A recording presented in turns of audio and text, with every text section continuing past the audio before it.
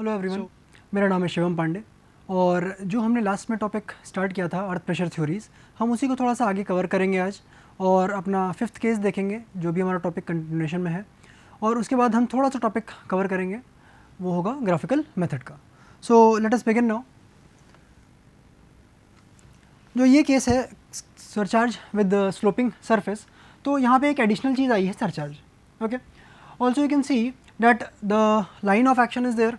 Okay, तो यहाँ पे तो ये वर्टिकल वॉल हो गई जो कि एकदम स्ट्रेट है, वर्टिकल वॉल है, simple, there is no inclination in this wall here.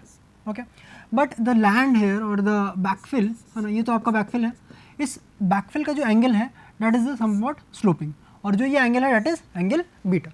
तो this surcharge is at an angle of beta. तो सरचार्ज एंगल की यदि मैं बात करूं तो वो होगा बीटा। अच्छा, यहाँ पे जो हमने एलिमेंट कंसिडर किया है, सॉइल का एलिमेंट जो हमने कंसिडर किया है दैट इज़ समवॉट इंक्लाइंड। अच्छा, इंक्लाइंड है तो जो वर्टिकल फोर्स जो यहाँ पे आ रहा है वो एज इट इज़ रहेगा, वर्टिकल फोर्सेस में कोई भी बदलाव नहीं है, जैसा वर्टिकल फोर्स होता है वैसा ही वर्टिकल फोर्स है।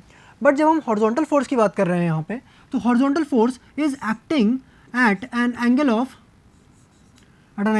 बीटा, जो कि आपका सरचार्ज का एंगल है। तो यहीं पे बस यहाँ पे यही एक डिफरेंस है that we have consider a point but the element that is taken it is inclined at an angle of beta.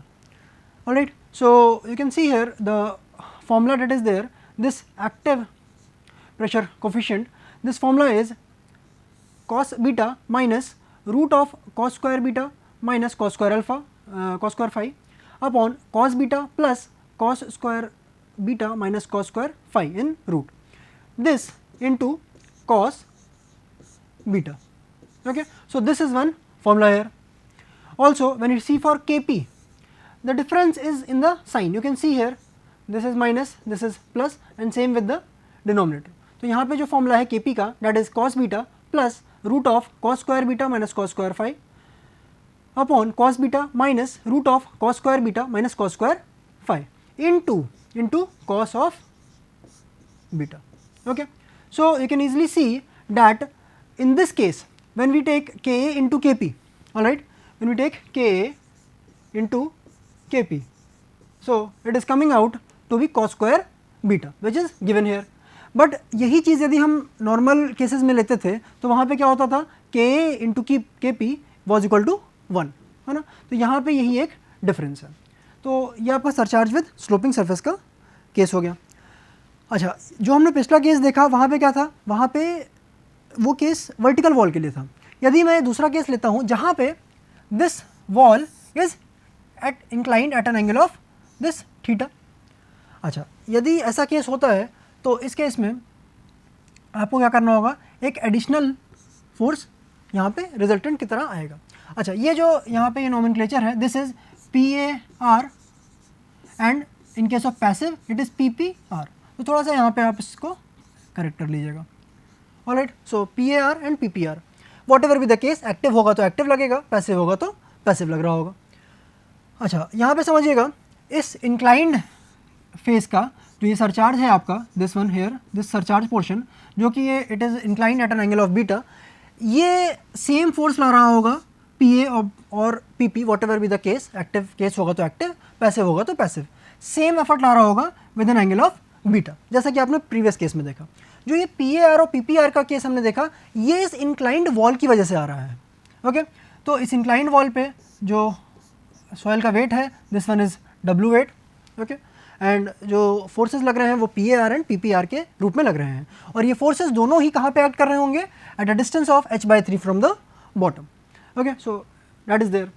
अच्छा, कुछ चीज़ें और यहाँ पे समझिएगा, if the stresses sigma v at any given point P on any plane AB, alright, तो समझने के लिए समझिएगा कि let's say if I have taken one element, okay, जो कि एक पॉइंट P पे है, और मैं कहता हूँ क्या कि if this is the plane AB और यह जो प्लेन है ये है BC और ये जो चौथा कॉर्नर है यहाँ का ये है CD। तो अगर मैं इस प्लेन की बात करता हूँ AB प्लेन की, ठीक है, दिस प्लेन की AB, if stress sigma V at any point P on any plane AB, यानी कि let's say if I am placing this stress, है ना, यानी कि AB प्लेन पे सिग्मा V स्ट्रेस लग रहा है, if this plane is parallel to the other plane BC, okay, this sigma v is parallel to the other plane BC. आप देख सकते हैं कि जो sigma v एक्ट कर रहा है ये किससे पैरेलल है, BC के पैरेलल है.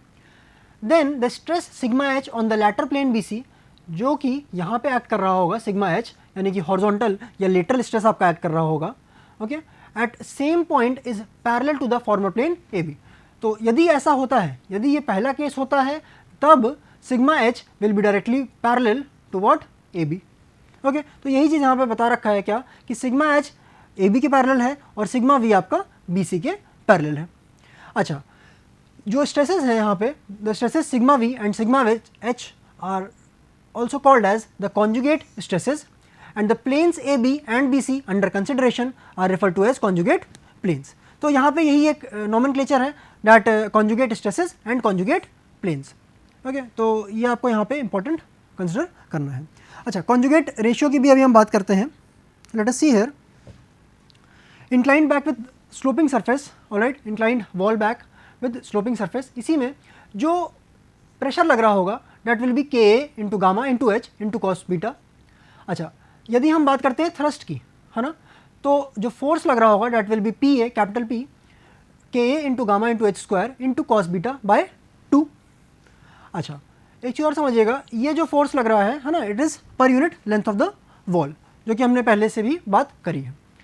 यहाँ पे देखिएगा, this line of action is upward at an angle of beta from the horizontal. जब Ka की बात करते हैं तो यहाँ पे जो ये वाला टर्म दे रखा है, this is nothing but the conjugate ratio. यदि मैं बोल रहा हूँ इसको कॉन्जुगेट रेशियो, जिसको मैंने नाम दिया है K के रूप में, okay, it is not this conjugate ratio, simply K. और जो ये K है, this is equal to sigma h by sigma v, यानी हॉरिजॉन्टल और वर्टिकल स्ट्रेसेस का रेशियो है. ओके, तो यदि मैं बात करता हूँ एक्टिव प्रेशर और पैसिव प्रेशर के रिस्पेक्ट में, तो this Ka is equal to cos beta minus root of cos square beta minus cos square phi upon cos beta plus root of cos square beta minus cos square phi into cos beta. Okay, यदि मैं यहाँ पे बात करूँ तो cos beta by cos beta plus, यहाँ पे आपका प्लस है, वही चीज़ यहाँ पे रिवर्स हो चुका है.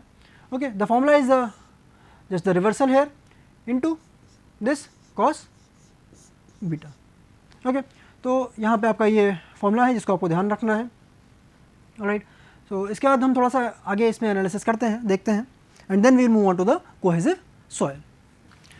Okay, and again if you are taking the resultant there, so PAR cos alpha, it will be what, PA cos beta there in the figure you can see. If we are taking PAR sin alpha, that is equal to W plus PA sin beta there.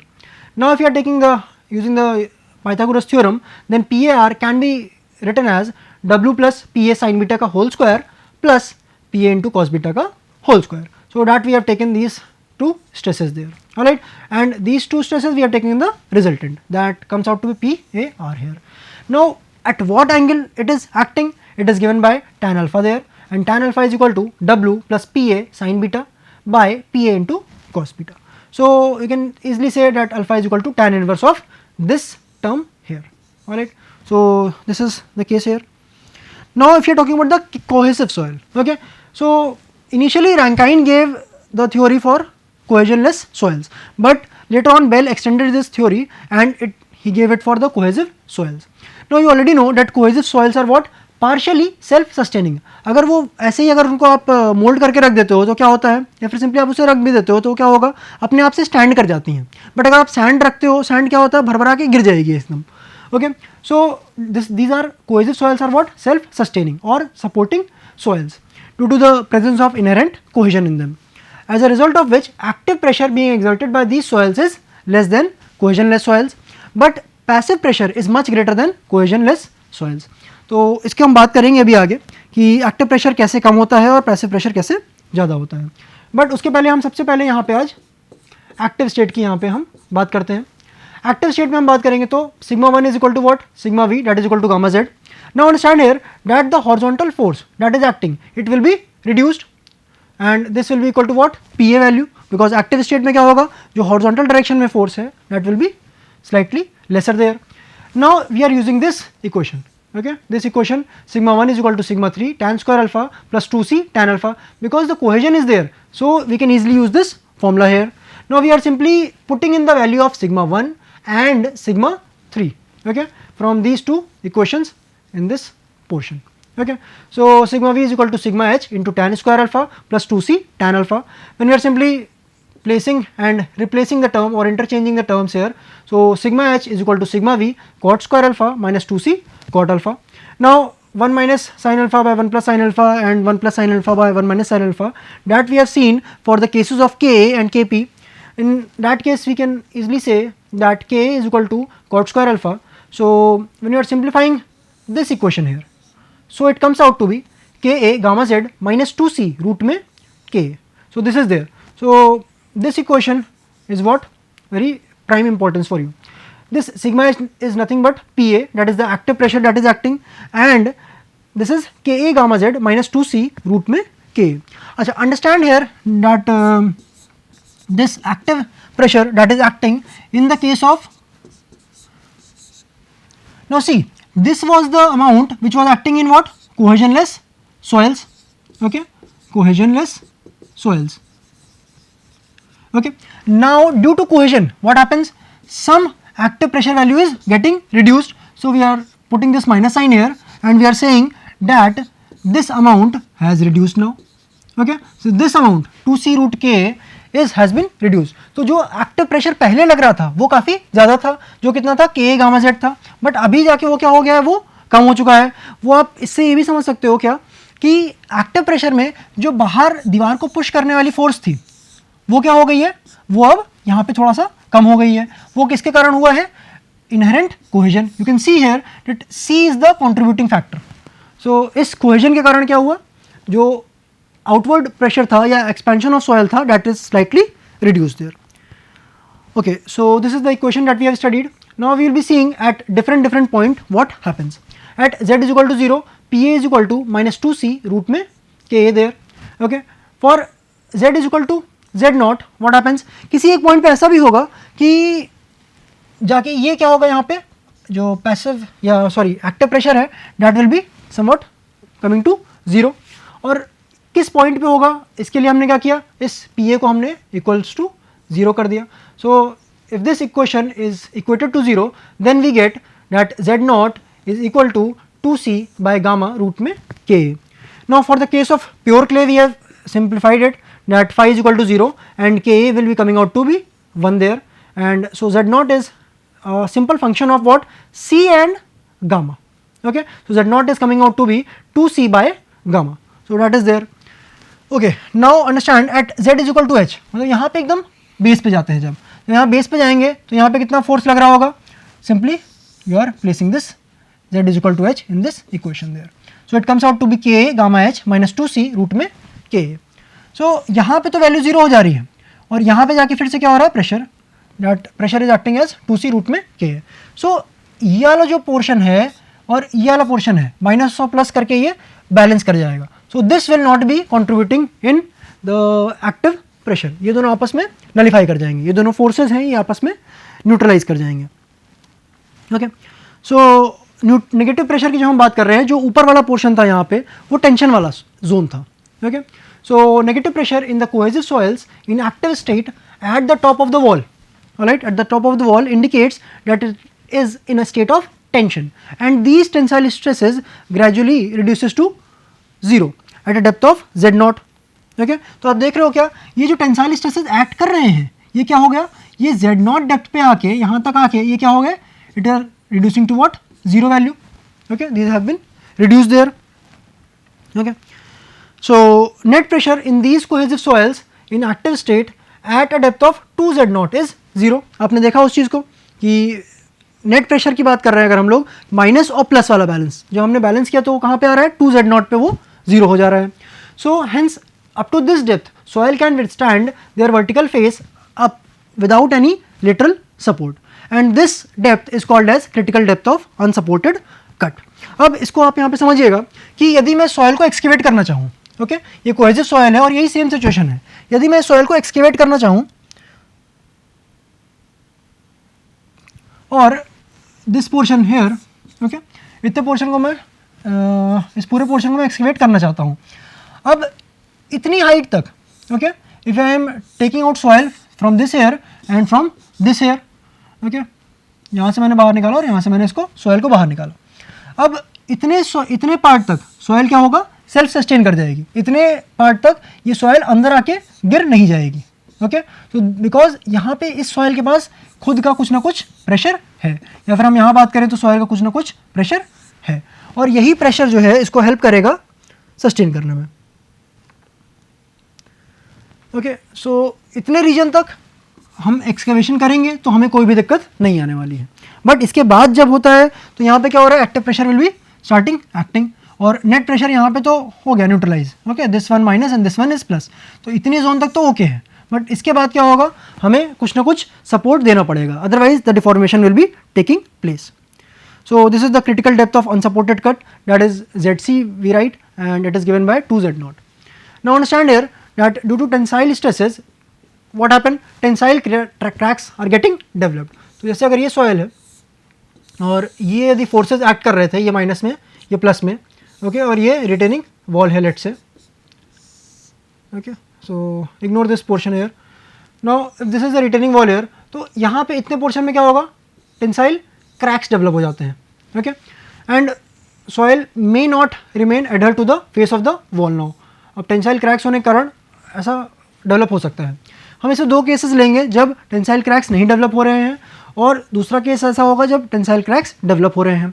तो पहले case में देखते हैं, P A is equal to, we are simply integrating it from 0 to h, and P A is the pressure that is acting, alright, we are taking the force here into dz into 1 because we are taking the unit length of the wall here. Okay, when you are simply putting in the value of PA that we have derived in the previous slides there, so Ka gamma z minus 2c root में Ka into dz there. So when we integrate, we get the value as Ka gamma h square by 2 minus 2c h root में Ka. There is one other method how we can analyze this thing. See here, if we are taking this trapezoidal area here, okay, so this trapezoidal area we will be considering here because this is the region which is not contributing to tension, okay. So we already know the formula A and B, so we can easily say that at what point it is acting. It is given by z bar, alright. If the passive or the active force here, in this case it is active force here, if this is acting here at PA at z bar depth, so z bar is given by h by 3 into a plus 2b by a plus b. So in this case you already know that this value is what, 2c root में Ka, and this value is somewhat lesser than K naught gamma, Ka gamma z there, okay. So here it is given by this Pa is equal to half of this term here, okay, plus 2c Ka into h minus 2z, and this force will be acting at this depth z bar, okay. This z bar is simply found out by this trapezoidal method formula here, okay. So this is the value. Now we take the second case when the tensile cracks are developed. In that case what happens?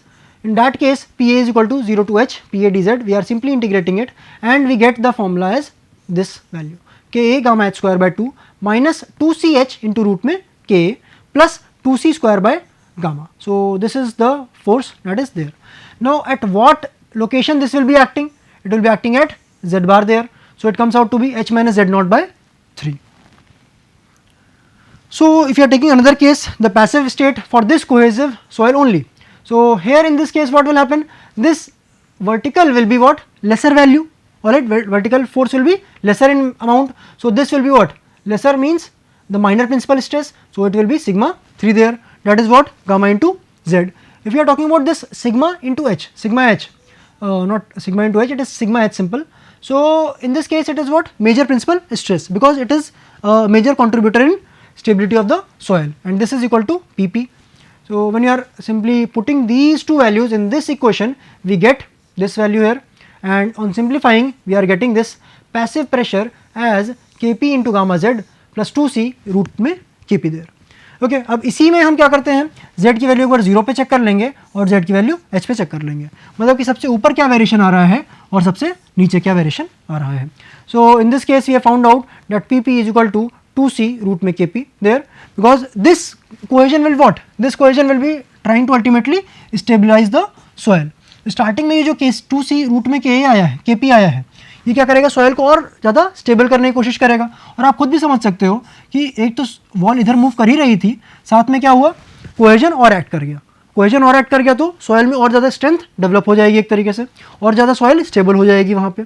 So this PP will be acting at z is equal to 0 also, and at z is equal to h what happens, this will be kp gamma h plus 2c root में kp. So it has increased now. Earlier at rest condition what was there, it was kp into gamma h only. Now it has increased due to the cohesion value, and this increase is shown by this addition sign here, that is 2c root में kp there. Okay, so if you are taking this case here, so this 2c root में kp will be contributing at this level. So this is pp1 because it will be same throughout, and this pp2 will be there, that is contributing at h by 3 level.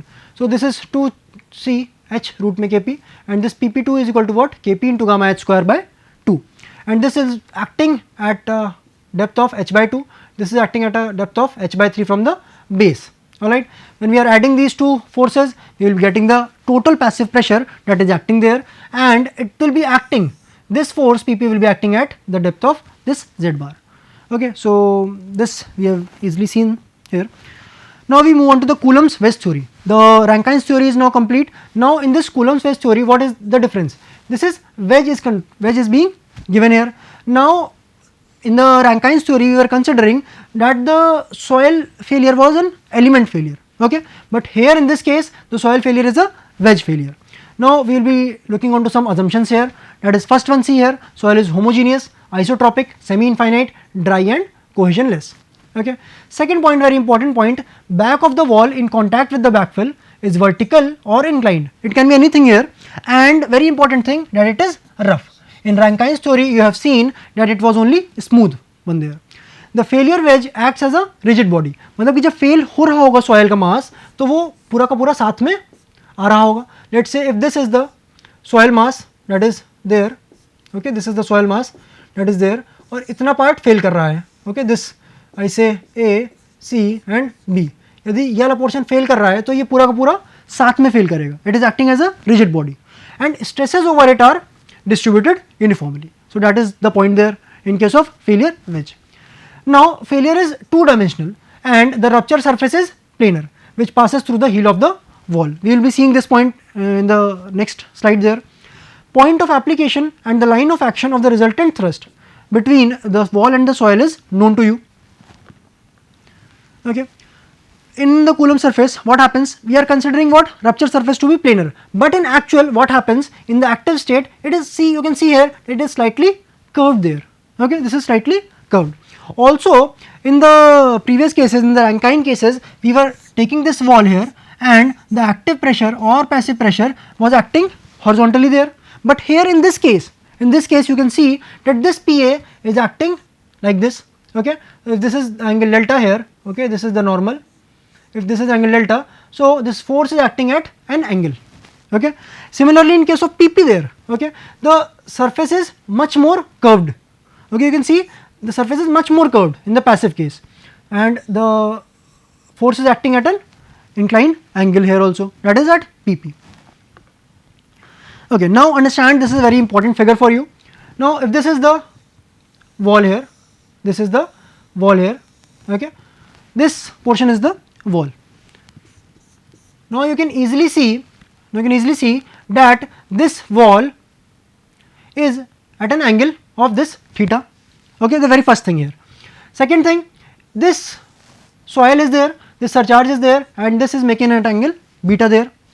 Third thing here, see, this is the failure plane, इसके along क्या होगा, पूरा veg fail कर जाएगा. अच्छा, इस failure plane में समझिएगा क्या, अगर ये मैं नॉर्मल बनाता हूँ इस फेलियर प्लेन के, तो सॉइल कुछ ना कुछ रिएक्शन दे रही होगी, दैट इज रिएक्शन आर, और ये एंगल कितना बना रहा होगा, जो भी सॉइल का फ्रिक्शन एंगल होगा उसके अकॉर्डिंग वो बना रहा होगा. अच्छा, एक इस वेज का पूरा वेट नीचे की तरफ लग रहा होगा, that is denoted by this W there. अच्छा, इस inclined face of the wall की जब हम बात कर रहे हैं तो यहाँ पे क्या है, कुछ ना कुछ नॉर्मल लग रहा होगा, और इस नॉर्मल से इंक्लाइंड डेल्टा एंगल पे इंक्लाइंड क्या है, एक पीए फोर्स है जो कि एक्टिव प्रेशर फोर्स है. अच्छा, एक चीज़ और समझिएगा, यहाँ पे फेलियर प्लेन से जो इंक्लाइंड एंगल है हॉरिजॉन्टल का, that is given by lambda. So these are the few angles that are taken into consideration. Now you have to see there, this theta is the angle which is made by the inclined face of the wall. See here, inclined face of the wall with the vertical. Now delta, what is this delta? This here delta angle. This is angle of friction between wall and the soil here. Okay, the third thing, surcharge angle. This is the surcharge angle, the additional soil which is there. Okay, then lambda is what? See this lambda here, ये जो failure plane से कौन बना रहा है? Horizontal वाला angle बना रहा है, ठीक? Failure plane और horizontal के बीच का angle, that is lambda there. And this reaction का जो angle है, that is what? Phi here. So this is what? Nothing but internal friction angle of the soil. अच्छा, इसमें आपने देखा कि तीन फोर्सेज एक्ट कर रहे हैं, एक है W, एक है PA और एक है R. Okay, so these are the three forces that are acting there. So we will be considering the equilibrium of these three forces. Okay, कि now considering this PA force here, R force and this W force. Okay, किस किस angle पे होगा उसकी हम वहाँ पे बात करेंगे अभी. सबसे पहला है weight. Okay, W is the weight of the wedge which is acting in the vertically downward direction, which you have seen in the previous slide also. R is the soil reaction force on the failure plane, जो कि आपने देखा कि soil पे reaction लगा रहा था, किस जगह पे? failure plane वाले पे. Okay, it is between the two portion of the soil mass on either side of the rupture plane. तो यहाँ पे आपने देखा था, एक ये है rupture plane के इधर साइड वाला और एक rupture plane के इस साइड वाला. इन दोनों soil mass के बीच में जो failure plane है उस पे जो है वो force लगा रहा है, and it is acting at a downward angle of this phi with the normal to the rupture plane. तीसरा जो force हमने यहाँ consider किया है, that is PA, that is the earth pressure. It is between the wall and the soil which is acting at a downward angle of delta. Okay, so we have represented it here. This is the PA which is acting, और PA और W के बीच में क्या angle बन रहा है? It is this 90 minus theta minus delta there. अच्छा, this R is there. Okay, this R is making an angle with W here, and this angle is what? Lambda minus phi. अच्छा, यहाँ पे एक चीज़ और समझिएगा, अगर मैं इस फिगर की बात करता हूँ, यहाँ पे यदि ये डेल्टा है और मैं अगर यहाँ पे नॉर्मल एंगल बनाऊँ, ठीक है, और मैं इसको क्या कहता हूँ? साई कह दूँ. ठीक है, और ये एंगल क्या हो जाएगा यहाँ पे? ये एंगल हो जाएगा यहाँ पे थीटा. यदि मैं थीटा, साई और डेल्टा को ऐड कर देता हूँ, थीटा, साई और डेल्टा को ऐड करता हूँ, तो क्या बनेगा वो? That will B 90 degrees. Okay, this 90 degree. अब आपको अगर इसमें साई की वैल्यू निकालनी है तो आप क्या करोगे? 90 minus theta minus delta, that will be the angle there. Okay, force यहाँ पे जो होता है, जो आपका एक्टिव प्रेशर वाला फोर्स निकल के आएगा, that is K into gamma H square by 2, as simple as that. Okay, alright, then understand here one more thing, that this K is given by sec theta into cos phi minus theta upon cos theta plus this delta here plus root of sine delta plus phi into sine phi minus beta by cos of beta minus theta, and this is in whole square here. So this is the important formula that you have to study, which you have to keep in mind while solving the numericals there. Now understand here, if beta is equal to 0, that is surface is horizontal. Okay, the ground surface which was there. Okay, ये surcharge angle था यहाँ पे, आपको पता है. So that is, if this is equal to 0, तब ये situation कैसी हो जाएगी? इस तरीके की हो जाएगी कुछ. अच्छा, थीटा की वैल्यू 0 है, तो जो इंक्लाइंड वॉल थी, जो पहले ये इंक्लाइंड वॉल थी, ओके, ये एंगल थीटा था, ये कैसी वॉल हो जाएगी? ऐसे करके हो जाएगी कुछ. And delta is equal to phi, so K A comes out to be cos phi by 1 plus root 2 of sine phi का whole square. That is there. Now the magnitude of the wall friction delta is a function of several things there. That is the type of wall material और the degree of roughness of the back of wall. Okay, type of the soil which is under consideration, cohesive soil है, non cohesive soil है, silt है, कैसी soil है वहाँ पे, density of the soil, hydrologic conditions, vibrations and the shocks, and amount of the wall movement. Okay, so these are the few important things there. अच्छा, ये जो डेल्टा है वॉल फ्रिक्शन का magnitude, it is different for different things. यदि मैं इसकी बात करता हूँ तो यहाँ पे स्मूथ वॉल्स के लिए क्या केस है? That is equal to 5/3. Ordinary retaining walls के लिए क्या है? 2/5/3. रफ वॉल्स के लिए क्या है? डेल्टा की value 3/5/4. And for backfills subjected to vibrations, ये वैल्यू क्या हो जाएगी? डेल्टा की वैल्यू 0 हो जाएगी. ओके, अच्छा, ये सारे जो पैरामीटर्स हैं, ये डेल्टा, इसलिए हम ये वैल्यूज लेते हैं क्योंकि एरर्स कम हो जाए. Okay, next, Culmann's graphical method, we will be discussing it in the next class. It is based on the Coulomb wedge theory. and we will be covering it in the next class now. Thank you.